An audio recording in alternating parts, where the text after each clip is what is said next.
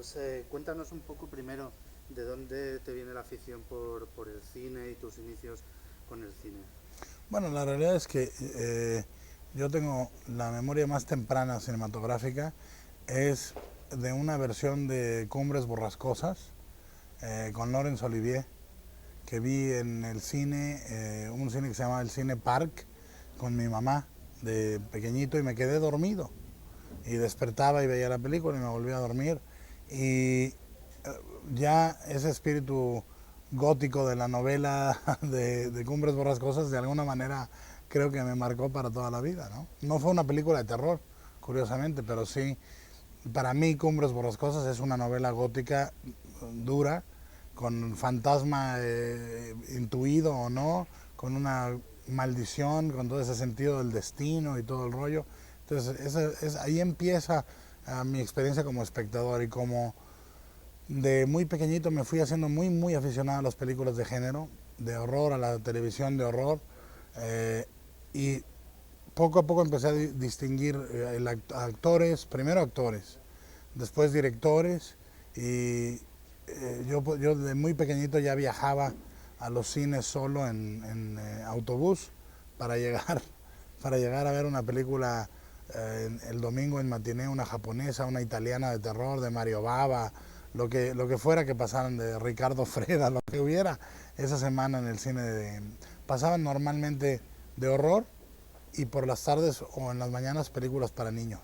Entonces se confundía Walt Disney conmigo con películas de horror italianas o japonesas. ¿Y cuándo empezaste a dirigir? Cuéntanos un poco tus cortos en Super 8 y... Bueno, yo empecé con el Super 8 con películas que compraba para proyectar en Super 8, que era un poco lo que ahora sería el DVD, pero eran versiones comprimidas. Entonces, por ejemplo, la versión del altar, el altar escarlata con Boris Karloff, empezaba, veías una escena del principio y luego ya estaba la casa en llamas y moría. Eran como versiones muy cortitas y había incluso Super 8 que duraban 10 minutos que te condensaban la película en 10 minutos. Era como el Reader Digest. Entonces las empezaba proyectando y mi papá tenía una cámara de que era la misma marca del proyector, creo que era una Canon, una Chinon, una de estos de aquel entonces, y tomé la cámara de mi padre y un par de rollos de película que tenía él y empecé a hacer mis propias películas con mis muñecos. Y me empezó a gustar y a gustar y a gustar y cuando vi proyectada era llevar los rollos a la farmacia, un poco como en Arrebato.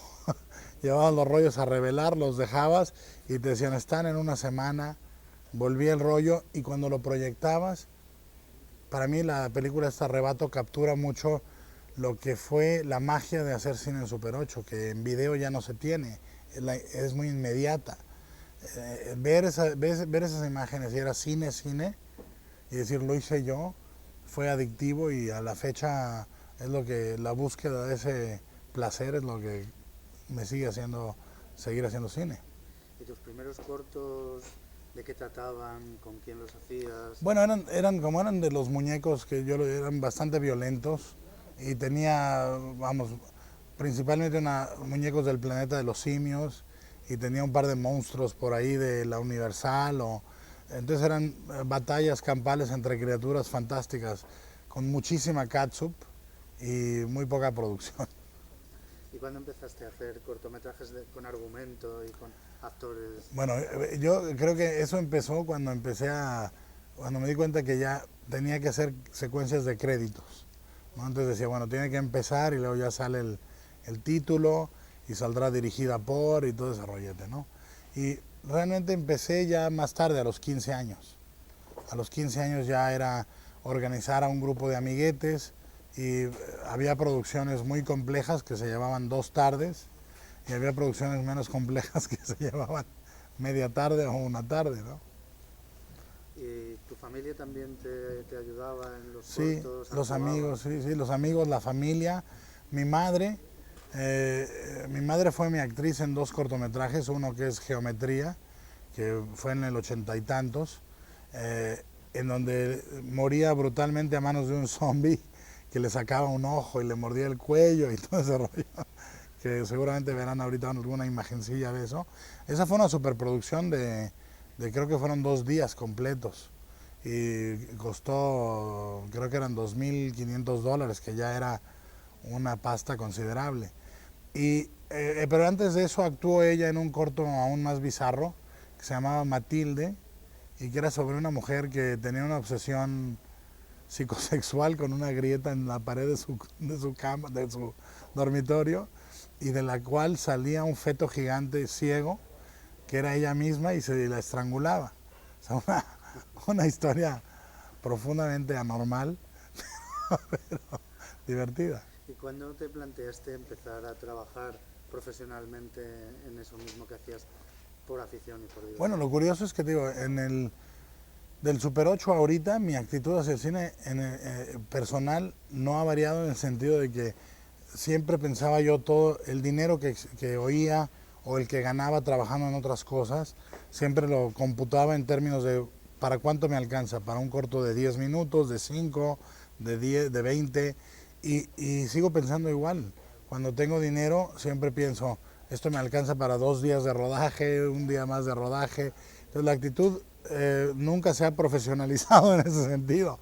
Se ha profesionalizado en el sentido de la disciplina, del orden y todo eso. Pero como yo me formé en los rangos de asistencia, o sea, yo sin darme cuenta empecé pues a hacer efectos especiales para los cortometrajes de amigos, a hacer asistencia de dirección para largometrajes de amigos, o a hacer cualquier tontería trabajando en los cortos o largos de otros. Me fui, vamos, como metiendo en la estructura de lo que es un set de cine sin darme cuenta, ¿no? Y recuerdo muy claramente que hacia el 86, 85, yo me pregunté qué podría yo hacer para que se hiciera la película de Cronos, que ya la estaba planeando. En aquel entonces se llamaba El vampiro de Aurora Gris. Y yo pensaba, bueno, lo que debo hacer es buscar un ángulo profesional que nadie más tenga y que yo pueda explotar únicamente, y que me sirva para pedir favores y ganar favores, y eso fue el maquillaje de efectos especiales. Entonces ahí fue como el principio de todo eso, pero era paralelo. Hacía yo mis cortometrajes y hacía maquillajes y efectos especiales para otras personas. ¿Y cómo surgió? ¿Cuál fue el origen de la historia y del proyecto de Cronos? Es muy largo, lo cuento un poco en el audio comentario, pero viene de varias fuentes. Viene de la idea de una suerte de autobiografía de mi relación con mi abuela, que era una relación muy imperfecta, pero una relación muy llena de amor, donde nos perdonábamos mutuamente las imperfecciones, digamos, y dije, bueno, surge de ahí la idea de hacer una película de vampiros que iniciara como una película americana, que los primeros 3 minutos fueran espectaculares y luego se volviera un melodrama de 4 personajes desayunando en la mesa y saludándose en alguna fiesta, o sea, una cosa mucho más pequeñita. Entonces de ahí, más si a eso le sumas la idea de la adicción a un insecto, que un insecto se pudiera volver, el jugo de un insecto inyectado en tu carne fuera adictivo, que, en fin, cosas bizarras. En el audiocomentario irán un pelín más, pero viene de obsesión por la alquimia, reinventar el vampirismo, un humilde meta para primera película, ¿no? Así, ¿cómo hacer para hacer una de vampiros que no sea el origen normal, ¿no? En el primer guión de Cronos, curiosamente, era una mordida la que lo transformaba. El tipo era relojero y se quedaba a trabajar tarde, salía de la relojería, se encontraba un vagabundo que le decía una ayuda por el amor de Dios, y el tío se acercaba y el vagabundo lo metía a un callejón y lo mordía. Y era el mismo proceso, pero esto es el primer guión, que debe datar del 84, ¿no? ¿Cuántas versiones más o menos del guión recuerdas que manejaste? Bueno, terminé una versión primera para la escuela de guión, que yo hice 2 guiones como tesis: El vampiro de Aurora Gris y El espinazo del diablo, ¿no? El espinazo del diablo en aquel entonces era una historia en la Revolución Mexicana y tal, y luego el del vampiro de Aurora Gris. Y era una historia bastante diferente. Había muchas más peripecias en el tercer acto. Yo creo que esta fue una versión mucho mejor la que quedó de la película, que fue una segunda versión o una tercera versión. Se hizo durante 8 años o 9 años, reescribía el guión todos los días casi. Entonces, pero llegó un productor americano y me dijo, necesitamos traducir el guión al inglés. Entonces, a la hora de que vi la traducción en inglés, no me gustó y le dije, ¿sabes qué? Mejor lo reescribo completamente al inglés. Mi segundo idioma es el inglés, pero soy prácticamente totalmente bilingüe. Y dije, bueno, lo reescribo y lo que hacemos es lo traduzco al español. Entonces, el guión que está ahorita tiene una estructura, podría yo decir, más americana, si quieres usar algún término, pero es un poco más primero, segundo, tercer acto y cosillas así, pero evidentemente el dinero en Estados Unidos nunca se materializó. Ahora que trabajo en Hollywood, sé perfectamente por qué, pero en aquel entonces no sabía nada y yo pensaba, claro, les va a interesar muchísimo la historia de un abuelo vampiro con una nieta que lo quiere mucho. Y a la hora de trabajar en la versión, bueno, en Cronos, le diste también mucha importancia al storyboard. ¿Lo dibujaste tú mismo? Sí. ¿Hasta qué punto te ajustaste a él? Bueno, dibujé un storyboard primero. Yo en alguna ocasión me gané también, parte de mi trabajo era ganarme la vida como artista de storyboard. Yo dibujo, no dibujo muy bien, pero dibujo bien. Y bueno, decir dónde va la cámara y el ángulo, la composición y el lente eran bastante sencillos, como según la naturaleza. Entonces, el storyboard de Cronos lo empecé y dibujé 5 o 6 secuencias muy bien, a media tinta y tal, y luego las tiré a la basura, porque era muy rígido el storyboard.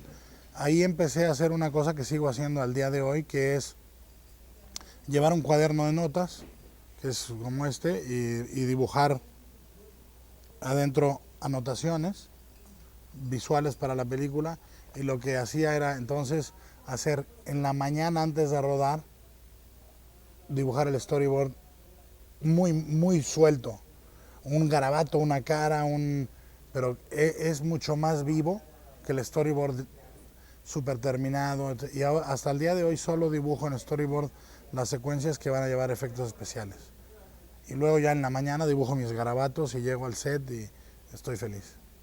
Una cosa que suele ocurrir con las óperas prima es que intentas meter casi todo lo que te gusta.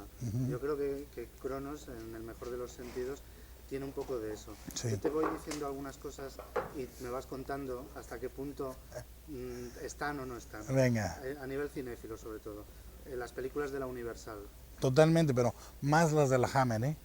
A mí me atraía mucho Terence Fisher ahí. De todas maneras, cuando me contestes, incluye un poquito la pregunta, por si luego mi audio no lo usan. O sea, ¿Ah, sí? cuando te digo, por ejemplo, la Universal, pues puedes decir, Ah, ok, la ok. Universal, sí, pero bien, más la Hammer. está bien. Lo repetimos, por si acaso luego lo mío Sí. prescinden. Venga.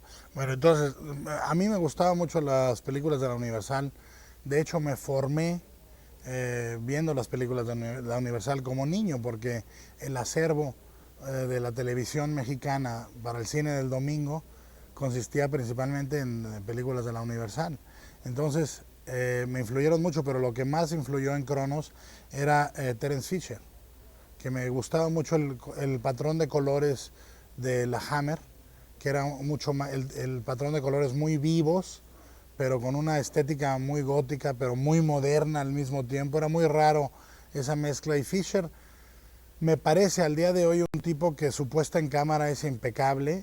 Es un tipo al que poca gente le concede el crédito que debería concedérsele, no solo como artista, sino como artesano y narrador, y lo preciso que era con la posición de la cámara, los movimientos de cámara, el lente que usaba, la nitidez de la imagen. Era un tipo que realmente tenía una idea del diseño visual tan potente como el blanco y negro que podría ser de una película de la Hammer, de la Universal, por ejemplo. Entonces, tanto James Whale como Fisher son, vamos a decir, los dos grandes padres del cine clásico de terror para mí.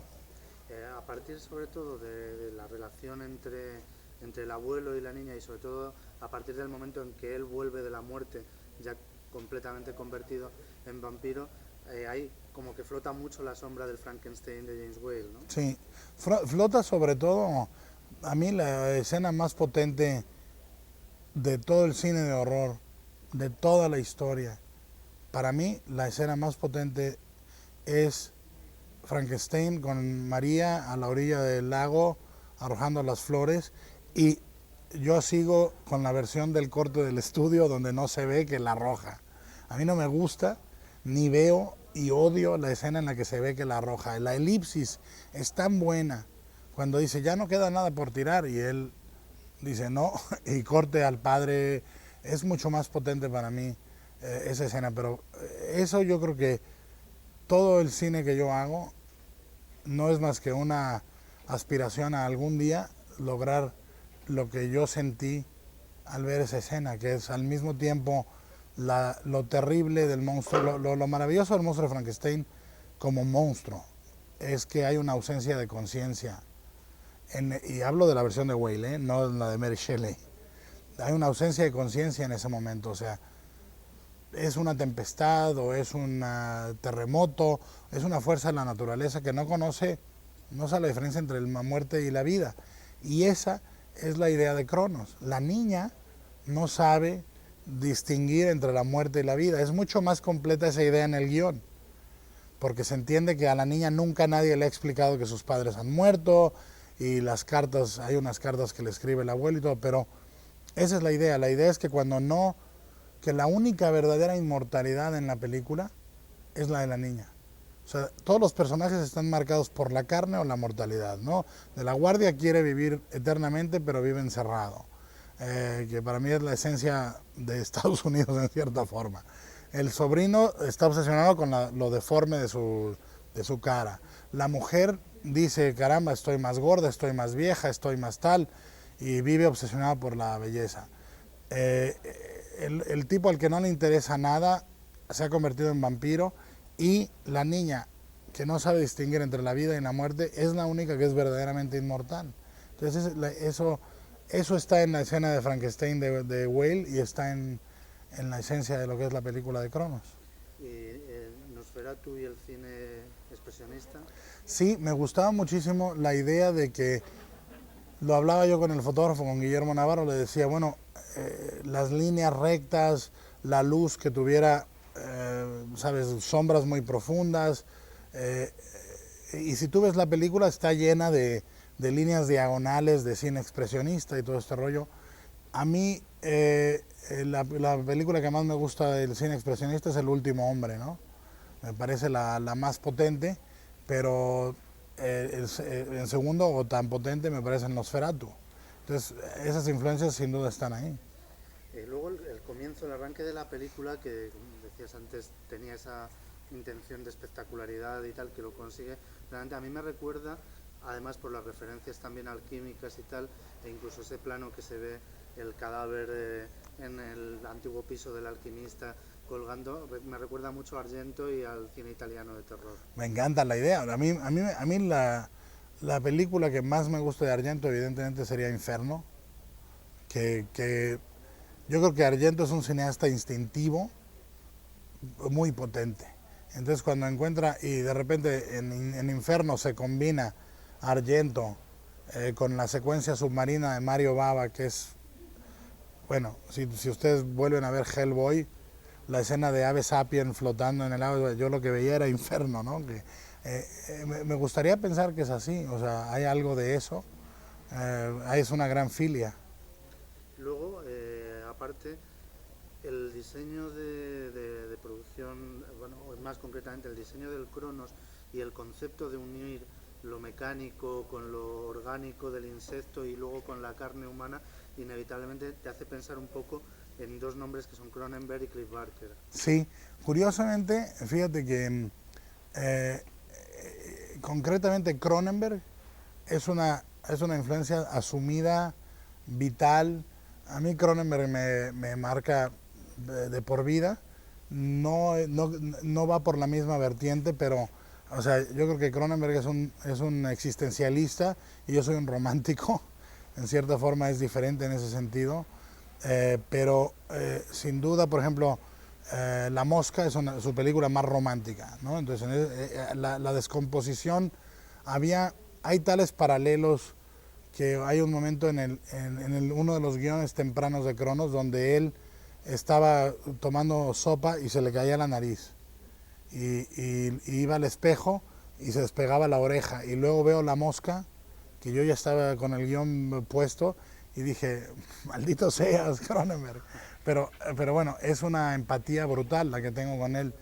Con Clive Barker, curiosamente, la película Hellraiser, que tiene el aparatillo la configuración de las lamentaciones, yo había leído los cuentos de Barker, pero Alfonso Cuarón, estábamos en los estudios Churubusco, viene caminando Alfonso por uno de los patios centrales de Churubusco y me dice, tu idea de Cronos, esa que tenías, dice, he visto una película que deberías de ver. Le digo, ¿cuál?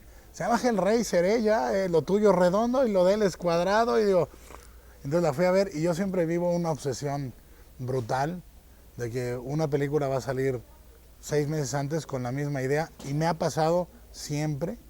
Y digo, bueno, ¿qué hago? ¿La abandono la película? No, vaya. O sea, pero ahí sí creo que es más coincidencia. Con Barker no es una influencia, es una coincidencia. Con Cronenberg es totalmente influencia. Me refería más al concepto en sí mismo que a los detalles, a esa especie de cosa que hubo a finales de los 70 y los primeros 80, de mezclar el horror de la carne con elementos biológicos, sí. Giger, todo ese sí, mecánico. Yo creo que la película es muy representativa de lo que era el cine de horror en ese momento. O sea, era un cine de horror que tenía búsquedas, yo creo que muy interesantes. Los 80s es un cine brutal que llega al punto del más maravilloso esperpento, ¿no? El gore ochentero no será nunca superado, pero al mismo tiempo Cronos tenía un extraño aliento poético que en ese sentido sí que se compartía con algunos de los cuentos ciertamente de Barker, ¿no? Que tenían esa mezcla. Hay una frase preciosa en un cuento que creo que se llama El pecado de los padres, o Los pecados de los padres, que dice, y a ella la afectó, voy a parafrasear mal, pero dice, a ella la afectó y la tocó en un lugar muy profundo que solo le habían tocado los monstruos. Claro, en el caso de Barker aquello era genital y literal, pero la frase era muy poética. Vamos a hablar un poquito ahora del casting de la película, cómo llegaste a la elección de actores y a la decisión además de utilizar un casting hasta cierto punto internacional. Bueno, yo escribí la película primero en abstracto. Entonces yo decía, ¿quién es el personaje de Jesús Gris? Y yo pensaba Arturo de Córdoba, que era uno de mis actores favoritos en el cine mexicano. Claro, Arturo de Córdoba había el inconveniente que había muerto varias décadas antes, entonces, pero sin embargo me encantaba. Entonces yo dije, bueno, ya aparecerá alguien con esta elegancia, con esta presencia, etcétera. Y un día salíamos mi mujer, mi socio y yo de un trabajo de maquillaje de efectos especiales en México, en el DF, y nos metemos a un cine a ver Los últimos días de la víctima. Y aparece Federico Lupi. Cronos es una película que para mí el cine perfecto no tiene diálogos. El cine no debería tener diálogos, pero los tiene. Veo esa película en donde hay un actor que sostiene la pantalla, sostiene la cámara durante todo el transcurso con muy pocos diálogos, y dije, este actor tiene que ser el que haga la película. Y los hados de la fortuna hacen que Federico Lupi venga a México a hacer una película, y me presento yo a su camerino y le doy el guión. Afortunadamente tenía pasta para pagarle, si no... ¿Y en el caso de Ron Perlman, por ejemplo? Mira, a mí me gustaba mucho la idea de tener, cuando el director, originalmente los personajes eran alemanes. Yo quería que fueran nazis refugiados en México. Entonces yo pensaba en Max von Sydow y Klaus Maria Brandauer, algún casting muy bizarro, ¿no?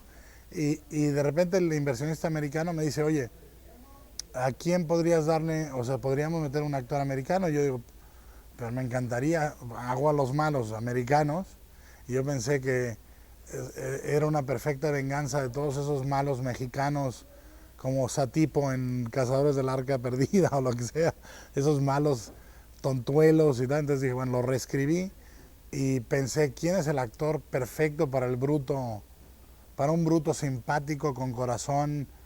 Y dije, Ron Perlman, que a mí me encantaba por El nombre de la rosa, me encantaba por La Guerra del Fuego, que es para mí una película de las más, de las más cercanas a lo que yo creo que es perfección de cine, porque es, no hay diálogo como tal, hay palabras que se repiten, atra, etcétera, pero no es un diálogo de el café, por favor, 2 cucharadas, o sea, a mí me enerva un poco.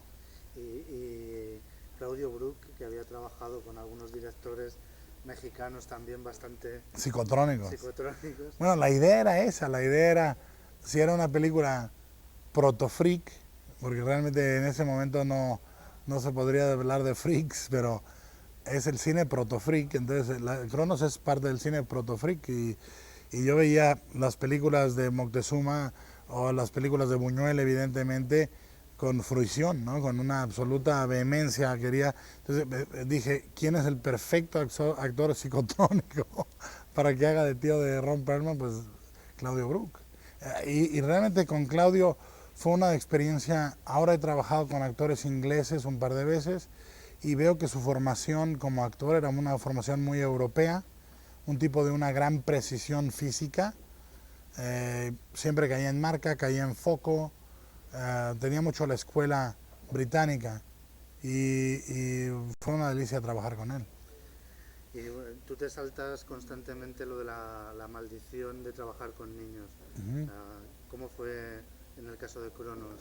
Yo creo que, bueno, salvo Blade, todas las películas han tenido niños, ¿no? Yo creo que el niño, digo, si la imagen seminal del cine de horror es Frankenstein y la niña junto al lago arrojando flores, pues tiene que haber el monstruo y el niño. Para mí es fundamental. Y la idea es hacer un casting muy a profundidad, muy a conciencia. Y yo encuentro que los niños, hay que encontrar al niño que tenga en la esencia algo del personaje. O sea, que en alguna medida sea el personaje. Entonces, al encontrar a esta niña después de una búsqueda extensa, descubrí, como irán en el audio comentario, descubrí que la niña realmente tenía poderes sobrenaturales. Por subnormal y extraño que suene esto, vayan al audio comentario ahora mismo y verán que la niña tenía poderes paranormales, con lo cual te cagas. Y desde el punto de vista técnico, ¿cómo fue una ópera prima tan compleja? La búsqueda pues, de los mejores fotógrafos, del diseño de producción, la elección de la música.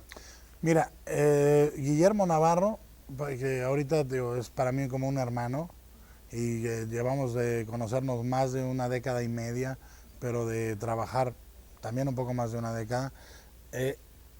Encontrarlo fue, yo vi sus películas y dije, este es el fotógrafo que yo quiero, ¿no? Ahora, tenía Guillermo fama en aquel entonces en México de ser un fotógrafo muy caro, muy difícil, y decían, tiene un genio, es un cabrón, se enoja por todo, y entonces me decían, no, este tío tiene una mala hostia. Entonces yo llegué a trabajar con Navarro en una película que se llama Morir en el Golfo, y yo había hecho los storyboards de una secuencia de acción. Confieso abiertamente que parte de la razón por la que hice los storyboards era para conocer a Navarro, ¿no? Entonces llego y está poniendo la cámara, no habíamos cruzado ni una palabra, y le digo, oye, el lente que han puesto es un 50 y el del storyboard es un 75. Y me mira a Navarro desde el lado de la cámara y me dice, mira niño, dice, no sabes ni dónde empieza el lente ni dónde acaba el lente, ¿por qué no te callas? Entonces, es la única vez en la vida que hemos discutido. Yo me paré enfrente de la cámara y le dije, mira, aquí llega el lente, aquí es abajo, ¿no? Y aquí está arriba. Y me dice, y a partir de ahí no hemos discutido jamás. Y la relación ha sido casi simbiótica. Entonces, con Navarro tuve la fortuna y la suerte de encontrar a alguien para toda la vida. Tolita Figueroa, que era esposa de un director de arte muy famoso en México, Alejandro Luna. Yo había trabajado con ella muy brevemente en una película que jamás se vio en España, que se llama Cabeza de Vaca, que hizo Juan Diego, que a mí me parece espléndida película, y había trabajado con Navarro, con Berta y con Tolita, y a mí me parece que Tolita es una tipa superdotada, que es realmente una tipa de una inteligencia brutal, que prácticamente un fenómeno de la naturaleza, porque imagínate, hija de Gabriel Figueroa, comiendo y cenando con Diego Rivera, con Clemente Orozco, ¿no? Seguramente, digo, siendo parte de toda la... ¿Paro? ¿Quieres que repita algo? Desde lo de... Cenando con... sí, de lo cenando con... Bueno, digo, con Clemente Orozco, yo creo que Tolita se formó de manera natural en una intelectualidad mexicana y una sensibilidad al arte. Yo no creo que sea solo poco común en México, sino poco común en el mundo.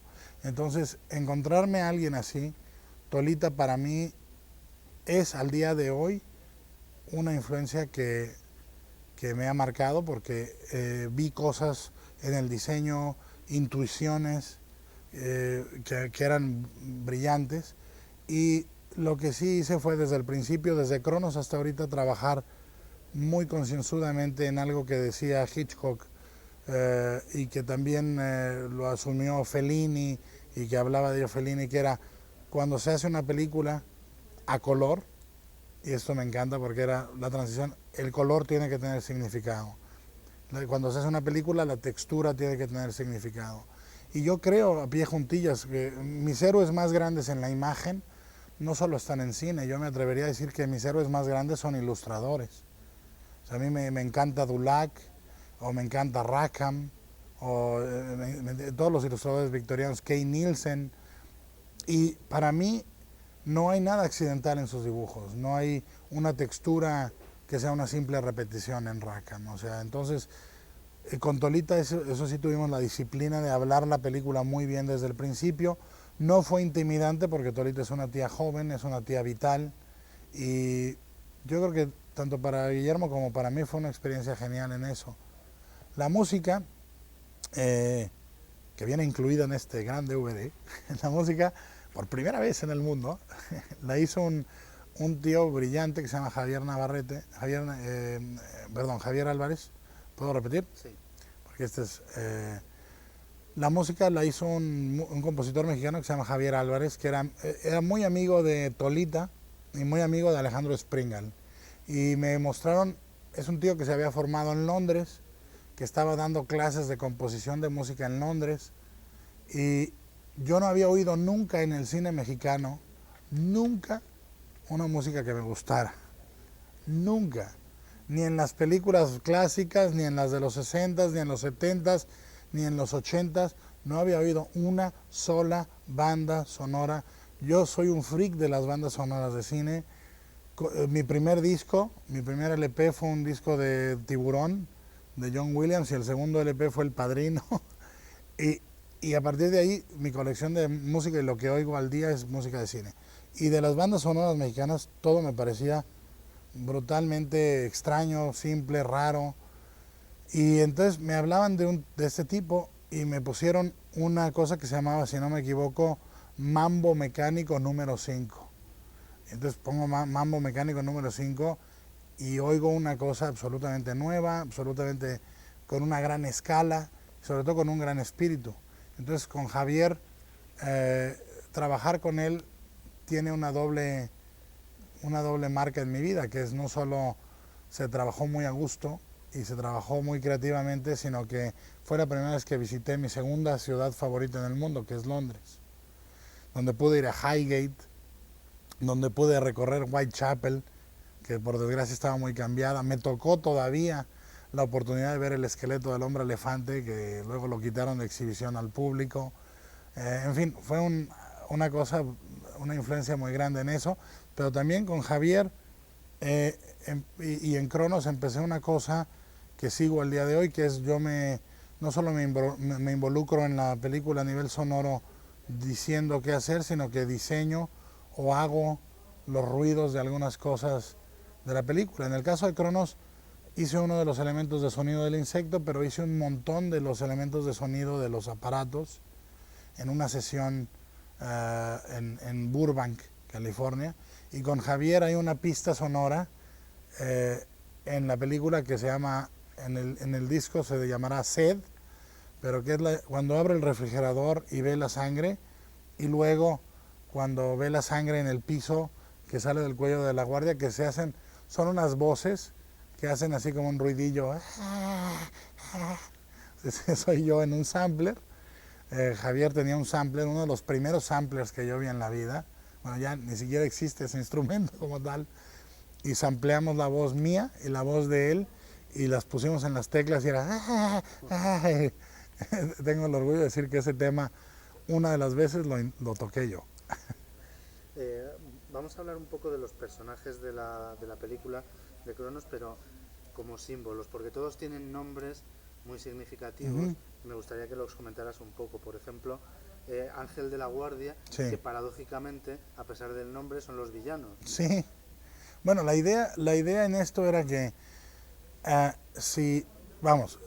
todo para mí era una suerte de pastoral, ahí, de una idea de hacer un Jesús involuntario, no un Jesús gris, ¿no? Entonces la idea, bueno, era, la película transcurre cuando, en Navidad, que es la fecha en que nace Cristo, ¿no? Entonces, específicamente, este Jesús nace en Navidad.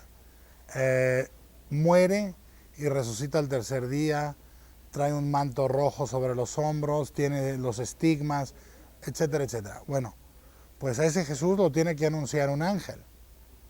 Entonces yo decía, bueno, lo anunciará el arcángel de yeso, pero quien realmente lo vigila o le ayuda a completar su destino manifiesto es este personaje que en teoría es malo, que es Ángel de la Guardia. O sea, sin ese personaje no habría muerte ni resurrección.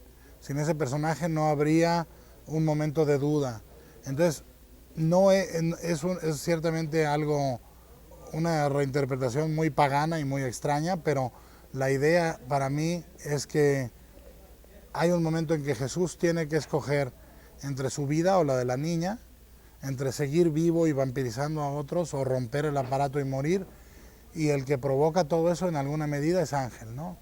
Entonces, el estado de gracia de la película, que a mí me preocupa desde muy pequeñito ese concepto del estado de gracia en la cosmología católica o en la mitología católica, lo representa Aurora, que es el principio, ¿no? El amanecer, o sea, el inicio del día, la pureza, y no hablo de pureza en términos de inocencia.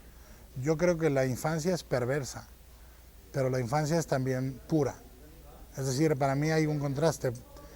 No es sin adulterar, perversa. No hay un calificativo, no hay algo. O sea, yo de niño era un niño hiper freak que pensaba todo tipo de cosas brutales, bestiales, pero no había el filtro ni de la moral ni de la ética siquiera. Entonces, Aurora es un poco así. Hay un momento muy fuerte en la película para mí que es la niña mirando cómo el abuelo chupa el cuello sangrante del tipo muerto y ella lo observa, y hay algo voyeurista muy fuerte ahí que no atino a explicar totalmente, pero que me parece que hay un elemento de la niña que es un poco perverso en eso. No es inocente, es pura. Y en ese contexto un poco cristiano, por decirlo así, o relacionado con la mitología cristiana, el propio aparato de Cronos, que tiene una forma como de escarabajo, es como si remitiera a un elemento pagano, al escarabajo de la inmortalidad egipcia, y una serie de simbolismos. Es el paganismo, de alguna manera, introducido. Bueno, la idea para mí siempre ha sido mezclar elementos en las películas de manera instintiva, o sea, decir, si un pintor tiene la oportunidad de decir, yo siento que aquí hay tal color, o tal forma, o tal textura, o tal símbolo que va, hay dos escuelas de pintura, no la que a mí me afectan, la surrealista, que lo hace por instinto, y la simbolista, que lo hace por método, ¿no? Entonces a mí me inclino más hacia la surrealista, y la idea era en esto que me parecía que para descomponer la mitología católica, la alquimia venía muy bien, ¿no? Hay elementos vampíricos dentro de la comunión católica, hay elementos alquímicos dentro de la idea de la transfiguración y de la transformación de la carne en espíritu, hay elementos en todo aquello que me parecían muy interesantes. Ha habido grandes monjes que han sido grandes alquimistas. A mí particularmente me gustaba la figura de uno que era Aurillac, que construyó una cabeza metálica de bronce que respondía a ciertas preguntas cuando se le preguntaban, y a eso afectó Cronos, la idea del aparato mecánico.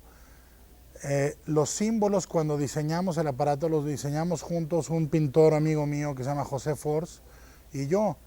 Yo diseñé el interior, él diseñó la parte frontal, y un joyero y yo diseñamos la parte de atrás, ¿no?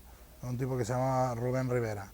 Y el frente de Cronos y la forma, la idea era tener el huevo, que es un símbolo de eternidad y de inmortalidad, el escarabajo, que es otro símbolo de inmortalidad, la serpiente que muerde su propia cola en la cuerda que sirve para iniciar el aparato, que es otro símbolo de inmortalidad, y que el diseño fueran elementos que bajan y vuelven a subir, y básicamente una cinta de Moebius trazada alrededor del huevo que daba la inmortalidad.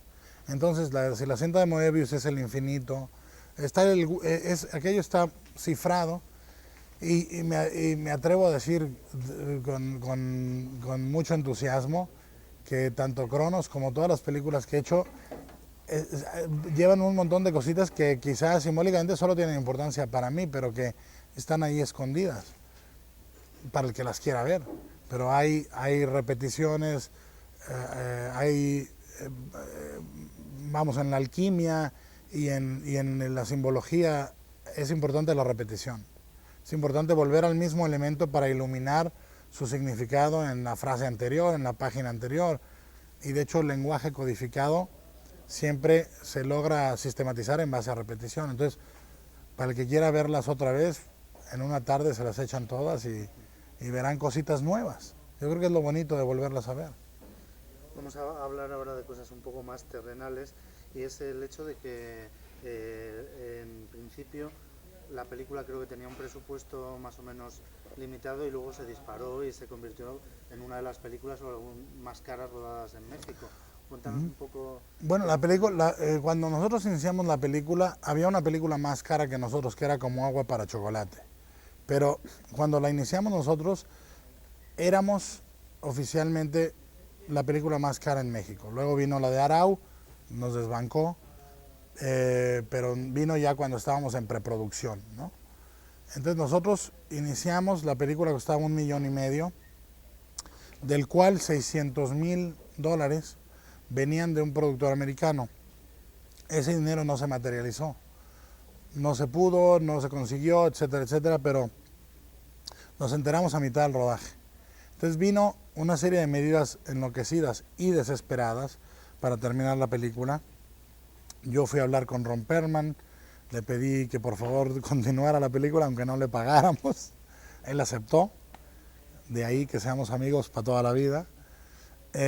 Pero yo saqué un préstamo sobre mi casa, vendí mi coche, se hizo un montón de cosas, y al mismo tiempo pedimos un préstamo enorme al banco, y el interés en aquel entonces estaba por arriba del 110% anual. Entonces la película costó lo que estaba planeado, pero el interés de la película, literalmente la película costó $1,500,000 y hubo otro $500,000 de intereses antes de poderlo pagar. Yo nunca recuperé mi dinero, recuperé la casa, pero pagué la deuda, me tardé 4 años, yo terminé de pagar la deuda de Cronos en el 97 con Mimic. Usé el dinero del sueldo de director para terminar de pagar mi deuda de Cronos. Entonces, fue una película Y al día de hoy sigo haciendo cine igual, ¿eh? O sea, ahorita en Hellboy puse bastante de mi salario, la mitad, para hacer la película. En Blade ofrecía yo pagar algunos efectos especiales. En Mimic pagué yo 120 y tantos mil dólares de efectos que luego me regresó el estudio porque se quedaron los planos que yo decía que quería. Pero siempre el espíritu ha sido ese. Yo creo que eso no puede cambiar, de decir, hay que hacer las películas y cuánto me va a costar hacer esta película como yo quiero, no cuánto voy a ganar. ¿Y cómo te sentiste cuando viste que la recepción de la película a nivel internacional era tan buena, sobre todo en los festivales especializados? Fue muy curioso porque, mira, Cronos fue una película hecha a contrapelo. Las instituciones que financian el cine no querían que se hiciera, decían que era una película de vampiros, que dónde estaba, que el cine en México que tenía apoyos del gobierno tenía que ser cine artístico. Mucha gente no quería que se hiciera y de repente un día el primer signo del destino de la película en cierta forma fue que ganó un premio muy grande que era en efectivo, que es muy anormal. Lo habíamos sacado un préstamo diciendo ojalá y ganemos el premio. Y normalmente en México los concursos, pues conoces a alguien que conoce a alguien y te van diciendo cómo va. Y nosotros tuvimos la desgracia de entrar en el único concurso honesto en la historia de México. Nadie sabía qué habían visto los jueces, nadie sabía si les había gustado. Hicimos una regrabación rápida en Burbank, me agarré a gritos con el productor, con el Springal. Le digo, esta regrabación no es buena y yo no la exhibiré. Y me dice, pues si no sacamos ese puto premio, vas a ir a la cárcel con nosotros. Y yo le digo, me importa poco. Y el tipo se robó las latas de la sala de regrabación, se fue al aeropuerto y como en película de comedia, llegó al lugar donde la iban a proyectar para los jueces y los jueces iban saliendo de la sala y él subió a la sala de proyección y dijo, aquí está la película, ya llegó. Y les llamaron a los jueces de regreso y se metieron a verla. No nos enteramos de nada, no supimos nada y es la única vez en mi vida en que yo he llorado cuando he recibido un premio. Llegó un cheque y yo estaba con el cheque pero llorando como Miss Mundo, llorando y nunca paré de llorar y realmente era parte por el alivio del reconocimiento y parte por el alivio de que no iba yo a ser sodomizado en una cárcel mexicana a la muy temprana edad, ¿no? Entonces, bueno, los siguientes premios fueron llegando de manera improvista porque, te digo, se le enseñamos a un funcionario mexicano, un altísimo funcionario de cine, la vio y dijo, esta película no va a ir a ningún festival, no va a ganar ni un solo premio y nadie la va a ver. Y dijimos, bueno, pues muchas gracias. Y yo anoté en mi diario, ¿cuándo lo dijo? Lo dijo el 3 de marzo del 93. Entonces, cabalística cifra, ¿eh? Y entonces agarré y dijimos, bueno, a ver a qué festival va. Y nos dicen, pues va a Cannes. Muy bien. Entonces, lo que fue pasando con la película fue alucinante. O sea, descubrir el público, la recepción en México, la primera proyección fue 50 y 50. El público, la mitad aplaudió rabiosamente y la otra mitad no aplaudió o abucheó. La crítica mexicana a la fecha es la que peor la trató. Entonces cuando empezó a salir, mi primera llamada fue a una revista francesa que se llama L'Écran Fantastique. Me llaman y me dicen, queremos hacerte una entrevista. Y empecé a hablar y el tío entendía todas las referencias, me dijo, oye, ¿hay ahí algo de Fisher? Le digo, ¡claro! O sea, entonces de repente me di cuenta que la película caminaba muy bien afuera y la realidad es que se volvió una película muy emblemática de ese momento para mí. De hecho, es una película de culto, o sea, ¿cómo te sientes teniendo una película tan de culto?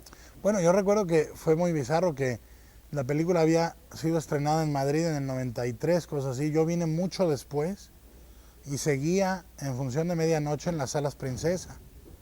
Y fui a una función de medianoche y aún más bizarro, había gente. Entonces yo dije, mira, qué bien. Y de repente un tío, como a 2 asientos o 3 de mí, no repitió toda la película, no como Rocky Horror, pero dijo un par de frases antes de que la dijeran los personajes y dije, esto es realmente alucinante, ¿no? A mí me gusta porque yo realmente no creo ser una marca o sea, yo no soy un tipo que va a poder decir la gente como Steven Spielberg o James Cameron. yo lo que digo, soy un gusto adquirido, ¿no? No soy una marca de comida, soy un gusto adquirido, que alguien que diga, me gustan las ostras con mantequilla de cacahuate y salsa tabasco, pues ese soy yo, ¿no? O sea, soy una cosa rara que hay gente que le gusta y afortunadamente parece que la película fue el principio de eso, ¿no? Y vista ahora en la distancia, ¿qué consideraciones harías sobre ella? ¿Cambiarías algo si tuvieras que volver a hacerla? ¿Cómo la ves? Mira, yo creo que un error, yo siempre veo las películas y digo, bueno, trato de decir qué error cometí aquí. Yo cometí un error fundamental en la película que la afectó, que fue que cuando tuve una desaveniencia con uno de los actores y que ese actor empezó a ir por un lado que yo no quería, corté el papel mucho y lo que debí de haber hecho es trabajar con lo que había. No, o sea, no era tan maleable como... Yo creo que un director es no el que se sale con la suya, sino el que permite que el material dé lo máximo que puede dar. Y en aquel entonces ese personaje del guión a la pantalla disminuyó mucho. Y a mí me hubiera gustado mucho trabajar más con esa persona y lograr algo mejor en ello. Yo la veo y me gustan las soluciones de cámara, me gustan cosas, me entusiasma decir, ah, mira, aquel gordito algo hizo bien. Y la veo con mucha ternura. Hubo mucho tiempo que no la podía ver, porque fue una película de difícil parto en postproducción. Tuvimos un editor primero, se llamaba Raúl Dávalos, que dejó la película para cuando cerramos el corte, y yo me quedé con la sensación de que la película no había terminado de ser editada, y duraba 27 minutos más que el corte actual. Y un día se le enseñé a Alfonso Cuarón, vino a visitarme, le dije, mira la película, y me dice, qué raro está editado. Me dice, ¿por qué tú normalmente no dejas pausas tan grandes entre tal y tal? Le digo, no, pero mira qué bueno. Y entonces me di cuenta que el primer montaje que se había hecho en Los Ángeles mientras yo filmaba en México, yo mandaba notas y tal, pero yo llegué y ya había un ensamble, cosa que nunca me ha pasado desde entonces. Entonces, esa misma tarde empecé a sacar la película de Sync, pero esa tarde tan solo le saqué 5 minutos de aire. Entonces la reeditamos otra vez en un lapso como de 2 semanas. Íbamos contra reloj por este concurso y hicimos cosas muy bizarras, como por ejemplo lo último que se filmó fue la maquinaria de Cronos. Y dejamos los espacios, cortamos negativo. Fíjate qué irresponsabilidad, cortamos negativo de la película y me decían, ¿cuánto crees que vaya a durar el plano del engranaje con el insecto atrás? Le digo, 72 cuadros, dejábamos 72 cuadros. Y luego y aquí hicimos regrabación de la película y los últimos planos que entraron fueron los planos del interior de la máquina. Y fueron exactamente 72 cuadros o 120 o lo que sea, pero fue bizarro. Entonces hay cosillas que yo veo que digo, yo cortaría aquí, yo hubiera hecho esta elipsis, pero no soy yo, soy yo de hace 12 años, 13 años. ¿Y qué pensarías si ahora Hollywood te ofreciera hacer el remake americano de Cronos o incluso concederle los derechos a otro director para que lo hiciera? Bueno, fíjate que eso fue muy curioso. Esa pregunta me la planteé el mismo año que se hizo Cronos, porque mi primera junta en Hollywood fue una junta en Estudios Universal y me dijeron, no entendía yo mucho, pero me dijeron, oiga, queremos comprar los derechos para rehacer Cronos en inglés. Y le dije, pero ¿quién va a querer ver a Jack Lemmon lamer el piso de un baño? Y dijeron, es verdad. Lo torpedeé inmediatamente, ¿no? Y es la realidad, la película es muy mexicana en el sentido que lo que sucede en esa película para mí solo puede suceder en México. El enterrador que mastica chicle y come un banano y que es tan descuidado que el cadáver se le escapa, en fin, la idiosincrasia del personaje, la idea de que la muerte puede ser vista con tanta naturalidad por una niña, en fin, es una película de su tiempo y de su lugar. Y hablando de eso, realmente hay mucha mezcla de géneros. Antes decías que era muy de su época y yo creo que eso caracterizó mucho el fantástico de los 80 y era esa capacidad para mezclar humor, esperpento, terror, poesía. No, yo siempre vi el fantástico como un género tan diverso que permitiera muchos registros. Para mí, las 5 películas que he hecho hasta hoy son 5 películas de horror, pero en claves muy diferentes una de la otra. Y eso, la idea en Cronos era mezclar melodrama con comedia, con horror, con gore, con gótico, o sea, era una mezcla, pero esto viene de una gula voraz siempre despierta, como diría Javier Villarrutia. Yo soy gordo porque no me puedo contener. O sea, yo si me traes 4 tortillas de patatas no me voy a comer una, me como las 4. Entonces me pasa lo mismo con los géneros y hay una ansiedad tan grande de hacer cosas que a mí que me apetecen. Entonces yo pensé y sigo sosteniendo que lo más divertido en el mundo es pasar de un registro trágico a uno cómico, básicamente por corte, ¿no? En Hellboy hay un momento brutal para el público que es matan al padre de Hellboy, cae muerto el tío, gran tragedia, y corte a Hellboy con un vaso de leche hablando con un niño en la azotea sobre los celos que tiene por la tipa que es Liz Sherman, ¿no?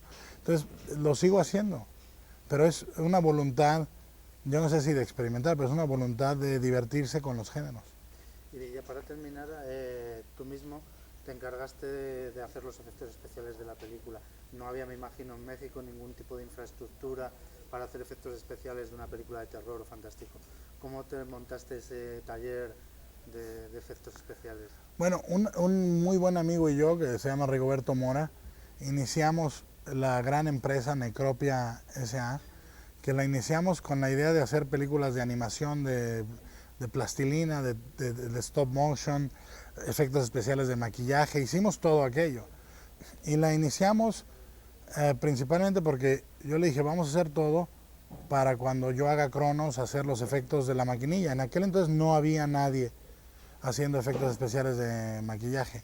Poco después empezó a surgir un par de gentes y tal. Y nosotros nos encargamos de todo, como empresa, fuimos creciendo y creciendo, y siempre era igual, hay que comprar este horno o construir este horno, porque cuando venga Cronos tendremos que hornear un torso completo. Y Rigo, que su anagrama de Rigo Mora es Igor, éramos como el doctor Frankenstein, y Igor era Yes Master, ¿no? Incluso tenía un problema de columna, entonces aquello era ya realmente como pantomima. Mi mujer, Lorenza, su padre hacía los mecanismos de los aparatos. Era una empresa profundamente familiar. Cuando hicimos Cronos teníamos en nómina 15 personas más o menos. Teníamos escultores, teníamos un director de efectos especiales filipino que se llamaba Maurice Carvajal, teníamos un grupo de joyeros, teníamos un grupo de... Era una empresa ya en forma. Y hicimos Cronos y se decidió al poco tiempo, dije yo ya cierro la empresa y me dedico a lo mío. Pero fue una empresa en la que todavía al día de hoy me involucro, en todas las películas me involucro a fondo en la escultura de los personajes, en los colores, cómo lo pintan, quién lo pinta, y conocer el lenguaje de los efectos especiales tanto en óptica como en maquillaje, como en efectos mecánicos, me ha ayudado mucho a hacer el género que me gusta. ¿Y recuerdas alguna anécdota divertida del rodaje? ¿Cómo fue el ambiente también un poco? Una ópera prima tan ambiciosa en cierto modo.